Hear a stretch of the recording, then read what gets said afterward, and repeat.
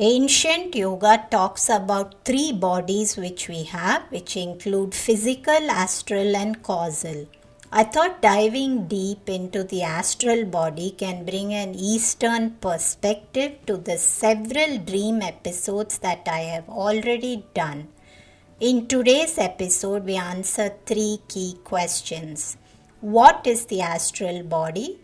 What are the three types of sleep? What is the role of the astral body in sleep and dreams?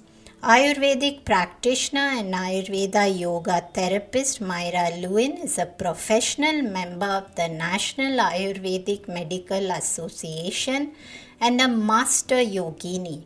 Myra has amassed more than 100,000 hours of yoga teaching experience over 30 years. In 1999, she founded Hale Pule Ayurveda and Yoga. She's the author of several acclaimed books on Ayurvedic nourishment. Myra is also the host of two remarkable podcasts on holistic healing, Everyday Ayurveda and Yoga at Hale Pule and Spark Your Intuition. Do excuse the noise in the background. Let's get started.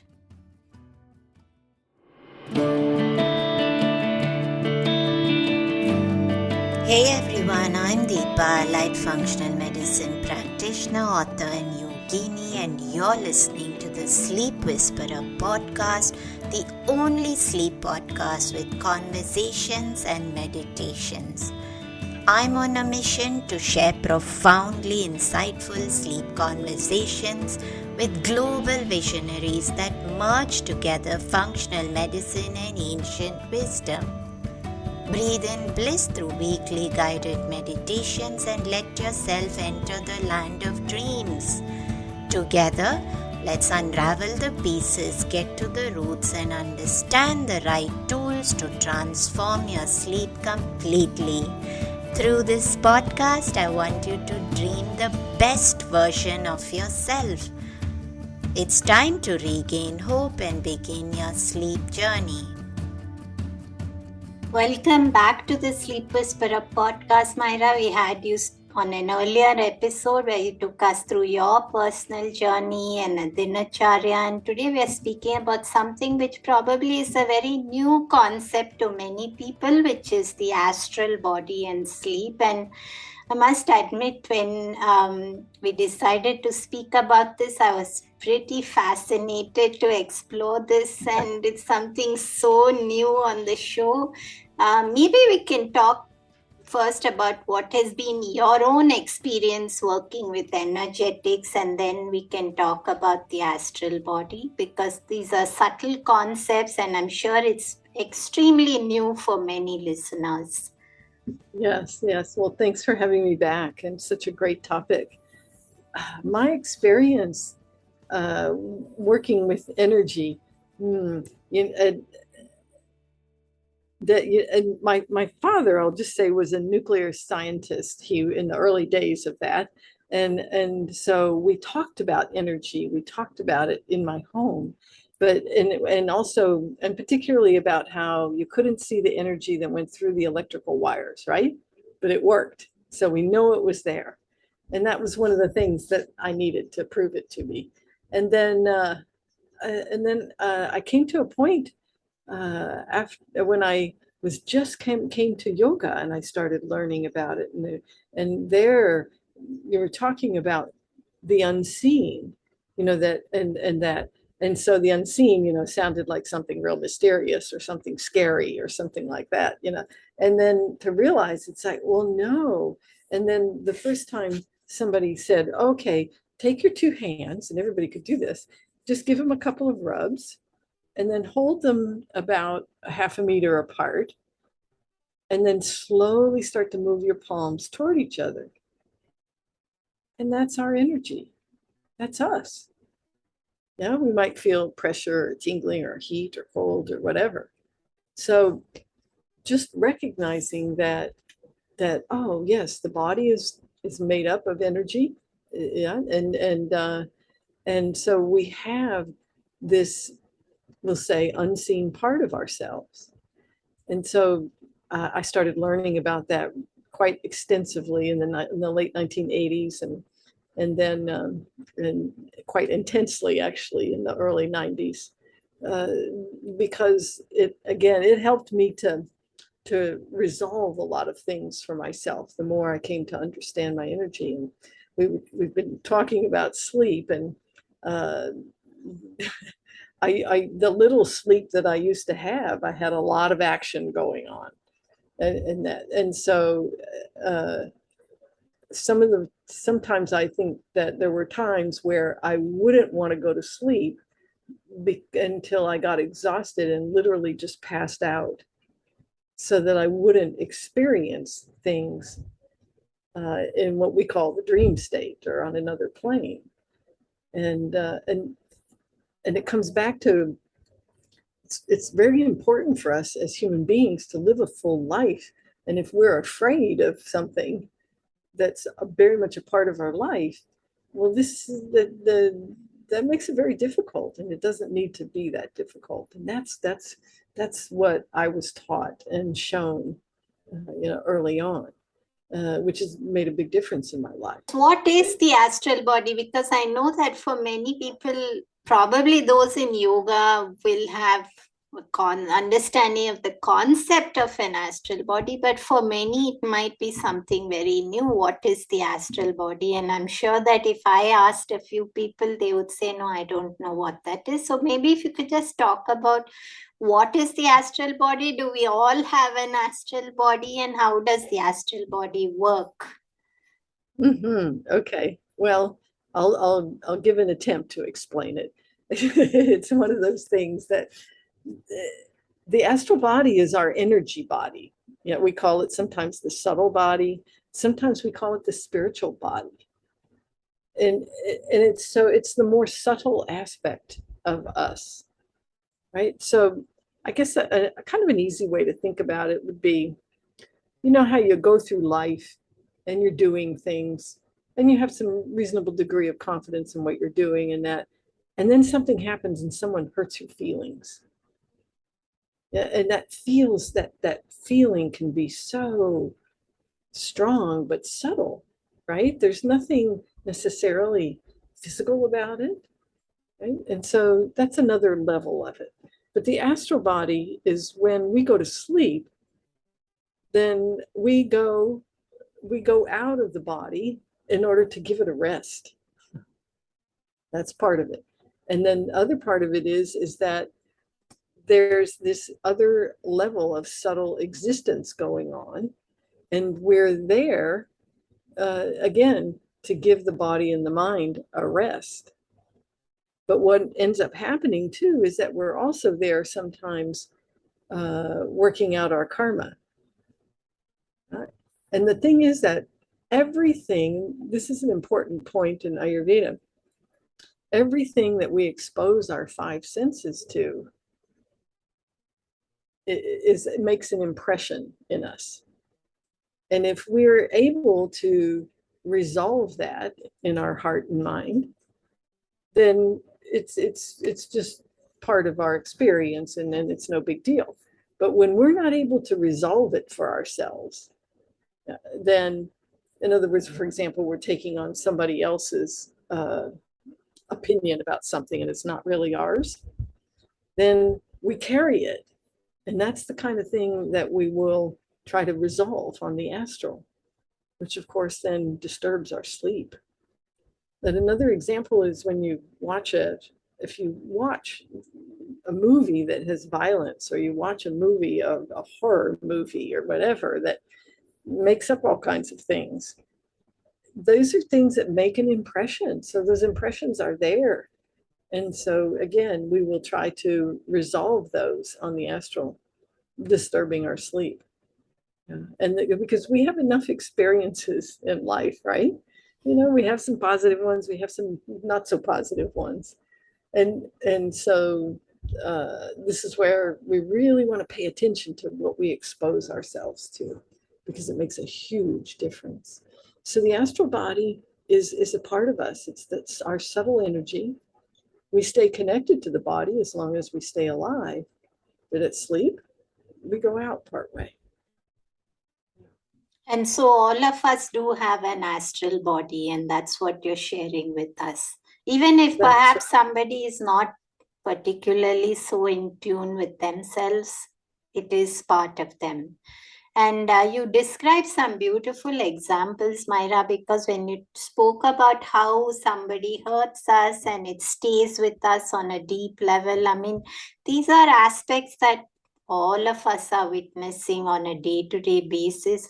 Before we go further, could you perhaps share a way that we can resolve something like that? Because obviously, I know probably we'll come to our takeaways at the end, but I'm assuming we can do something about not watching violent content. I totally agree with you there because I've had to ask people who have sleep challenges as to what do they watch through the day or late in the evening, and most of the shows are very high adrenaline, heart racing kind of content, and then it's very difficult to calm down after that. And but I mean, we don't. What can we really do about somebody else hurting us? Because we can't. I mean, of course, you may have something to say about we can choose to not be hurt, but it's easier said than done for a lot of us. If you could just speak a little bit into that, because I think it's really important in the context of all of us.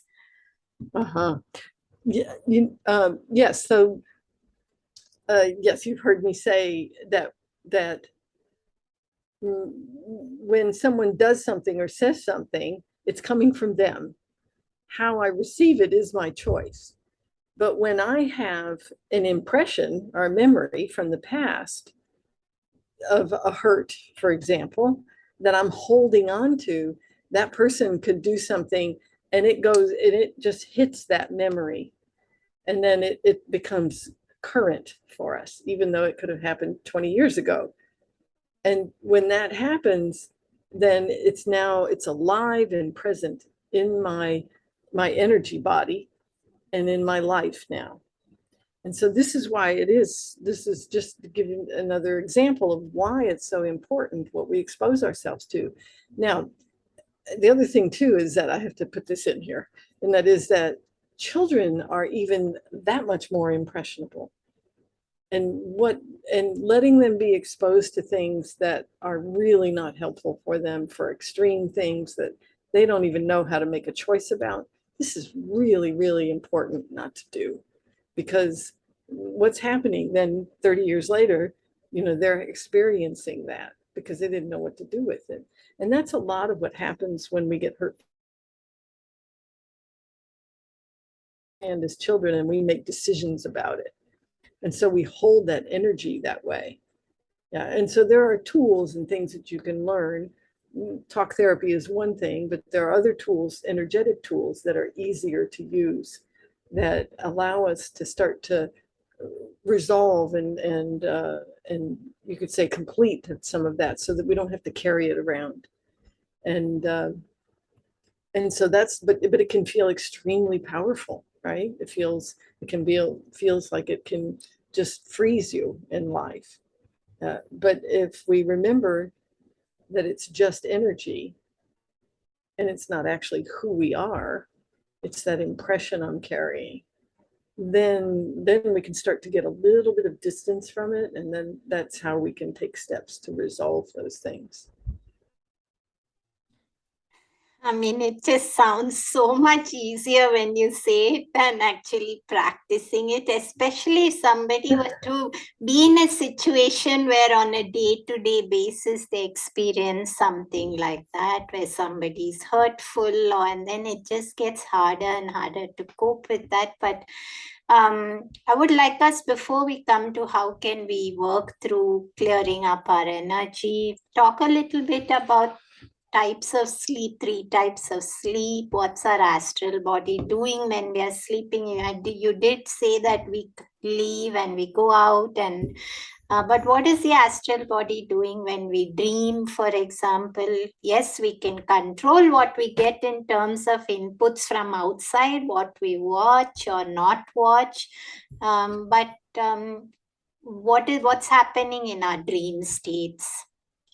Well, I can speak to from yoga, we talk about three stages of consciousness, and that is our waking, right? And I was just talking about that. That's what happens when we're awake.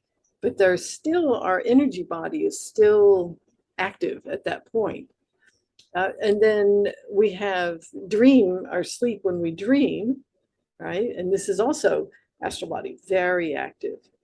And then there's deep sleep, and this is when it goes quiet. And that's yeah, I think in modern science, they talk about the different types of sleep in that way, and it's pretty much the same as that, except that we start to recognize the kinds of things that actually impact that. So when we look at it from the standpoint of yoga and Ayurveda, then we recognize that in our waking state and in our dream state, what makes the difference is my level of consciousness and what I'm doing and what's happening to me. And those are things that we develop over time. And that's what the practices of yoga are about, to be able to recognize what's now and what is from my past impressions. We call them samskara in Sanskrit. And so those past impressions, uh, they are things that we're meant to resolve. When I say resolve, you could think of it as it's a healing, right? If you could imagine in your life, there's probably things that happened early in your life that have now resolved for you, that they're no longer a big deal. And this is what happens. So what happens then, though, if I'm not doing that on a day-to-day basis in my life, then I'm going to be doing a whole lot of it during my sleep, which means I'm going to be working heavily on the astral, and I'm not going to go into deep sleep, and I'm going to wake up feeling like I worked all night. Very important differentiation. I was just going to ask you that. And you also just spoke about how if we don't deal with what's happened outside. So could you talk a little bit about how trauma impacts the astral body? Because there's so much trauma people go through, and somehow that seems to be at the root of all illness, including sleep challenges. And it's something that I've had the most people who really who've done a lot of work on themselves and still talk about how these old traumas come up over and over again. So does trauma have impact on the astral body itself? Mm-hmm. Yeah, yeah, the traumas do. These are impressions, right? So, and actually, at first, I wasn't sure if you'd said drama or trauma, but actually, it's the same for both. So, and and there is an element where this takes us to something a little bit deeper, which is that in order to resolve these things, there is a level of acceptance that we have to come to, no matter what it is. And there's acceptance and forgiveness. Sometimes we have to forgive somebody else. Sometimes we have to forgive the government. Sometimes, and then we need to forgive ourselves for whatever, see. And so acceptance and forgiveness. Acceptance doesn't mean I agree. Acceptance means that I see what it is. That I'm willing to look at the whole picture. I see what it is. I accept that that's how it is. And now what am I going to do? How am I going to respond? And the thing is that we don't respond well if we don't have good acceptance and we don't have some forgiveness. So, and the thing is that when we don't accept or forgive, it hurts us. It may hurt a relationship too, but it hurts us. And, that doesn't help anything, right? Each of us is the one is responsible for our lives. Yeah. So those are things. And those things might sound a little bit difficult in that. Sometimes it is, because as human beings, we become very attached to things. But also as human beings, we're able to let go eventually. And when we can take a look at the energy body or the astral body, then this gives us a whole nother dimension to recognize what's going on with ourselves. And we come to know ourselves better. And you did make a very key point through this episode, Myra, which is that if we don't try and resolve whatever we go through in our life, then it's the astral body. I mean, we do a lot of work in our sleep, then we don't really wake up feeling as refreshed. We feel like we've done work in our sleep. And so we don't have that time for repair. But can we do anything to clear up these things, some practices that we can do so that we don't have to have this stressful situation in sleep or stressful dreams where we're allowing the subconscious to do our job, which we should have done through the day, and then it feels burdened at trying to resolve things through that space of sleep? Mm-hmm. There are. We work with something called the intuitive energy practice, where we actually work directly with the energy, and from a place of neutrality as well as possible, and that it's sort of like giving yourself a little head start. Then the mind sometimes will then want to go to the old way, and then but you have that sense this is what's underneath, and so the foundation changes. And so we can do a little meditation. Yeah, it would be helpful if you took us through a short way of clearing our energy. So when those old memories are awakened in us, we're no longer in the present. We've stepped back in time into the time of that memory. And so by removing the charge, it takes them away from our being right here in our aura. And we're putting them in the archives. We're going to put them in storage. We can pull them up if we need it, but they're not part of our present life anymore. So that's what can come from that. That was beautiful, Myra. I think that was the best part of today. Would you like to just leave us with any final words in the context of what we spoke today?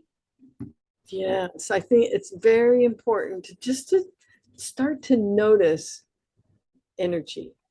Just start to notice things. It's to validate it for yourself.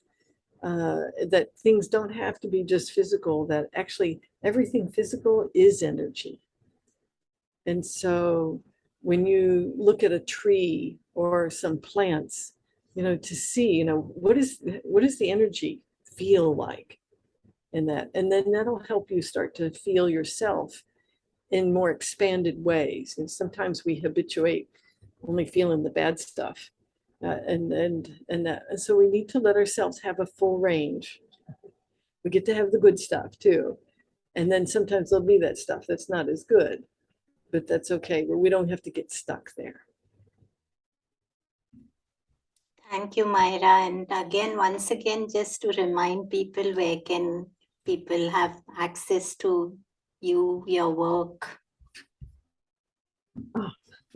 Our website is Hale Pule, HALEPULE.com.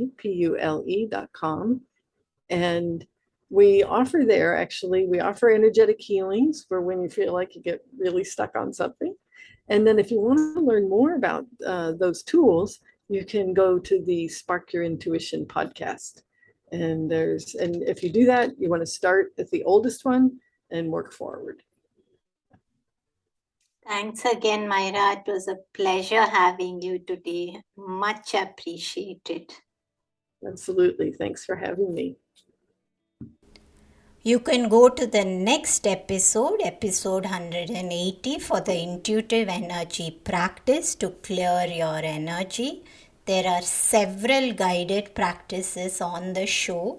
Scroll down looking for guided meditation. It is always best to lie on the floor on a mat, wear an eye mask, and use an earpiece to listen for the very best effect and results. Have a great day. This podcast is intended to provide helpful and informative material on the subject matter covered in the episodes. The podcast is not acting in the capacity of a doctor or a registered dietitian and is not rendering any professional healthcare or medical service. The information in the podcast is not intended as a substitute for medical advice or services or as treatment or cure for any particular health condition. The advice and tools contained herein may not be suitable for your situation. Any medical questions regarding contraindications and cautions or any questions on whether or not to proceed with any practices provided in the show should be referred to qualified health professionals before adopting the same. The podcast specifically disclaims any responsibility for any liability, loss, risk, personal or otherwise, which may be incurred as a direct or indirect consequence of the use of information from this podcast or the application, adoption of any of the information provided.